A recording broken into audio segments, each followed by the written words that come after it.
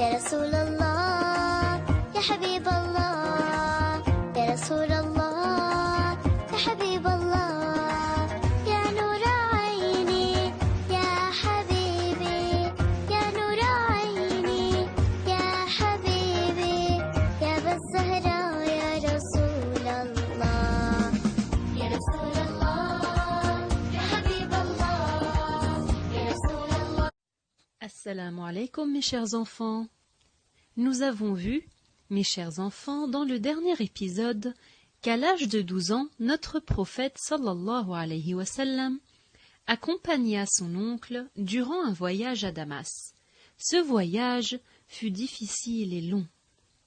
Il était de coutume d'arrêter les caravanes dans le village de Bosra afin que les voyageurs et les chameaux puissent se reposer. Il y avait dans cet endroit une maison où habitait un moine, appelé Bahira.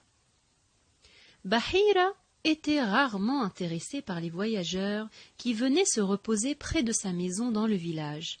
Mais ce jour-là, il aperçut quelque chose de mystérieux au loin. Il aperçut un nuage au-dessus d'une caravane qui lui faisait ombre tout au long de sa promenade. Il prépara alors un repas et invita les voyageurs de cette caravane à prendre le déjeuner chez lui. Alors qu'ils étaient assis chez le moine, ce dernier observait d'un œil curieux Muhammad, le jeune enfant, et eut l'impression de le connaître. Il demanda à Abu Talib « Qui est ce garçon ?»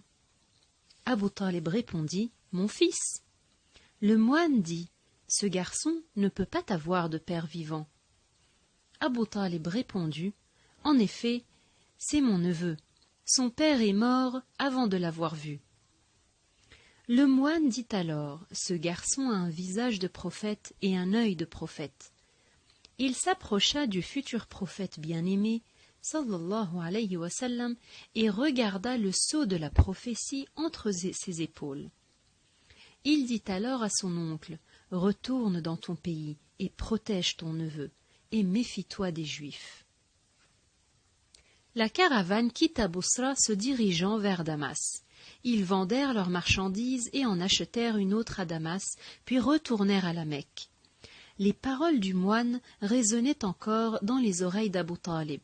« Prenez soin de votre neveu et protégez-le des Juifs, car il a une destinée extraordinaire. » Notre bien-aimé était différent et plus mature que les enfants de son âge.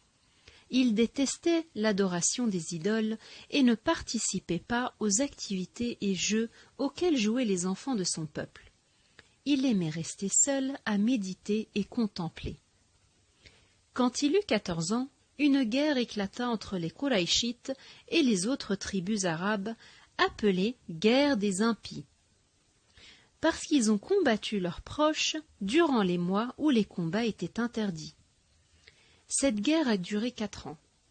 Après ces 4 années, la guerre prit fin.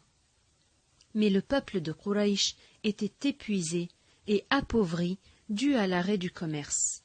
Les dirigeants de Quraysh décidèrent donc de faire un pacte de paix et d'alliance qu'ils nommèrent le pacte de curiosité. Ils se sont engagés à protéger les faibles et à les soutenir pour éviter la guerre et les combats. La paix s'installa enfin dans la tribu de Quraysh et le commerce commença à fleurir. Notre cher prophète sallallahu alayhi wa sallam eut 20 ans quand il commença à travailler dans le commerce. Il était connu pour son honnêteté et sa loyauté. Il fut ainsi nommé l'honnête. Alors, que s'est-il passé après cela? Et quelle est la suite de l'histoire? Quelle est l'histoire de son voyage à Damas et de son commerce? Et quelle est l'histoire de son mariage? C'est ce que l'on connaîtra dans le prochain épisode de la série Rawdat al-Habib. Attendez-nous.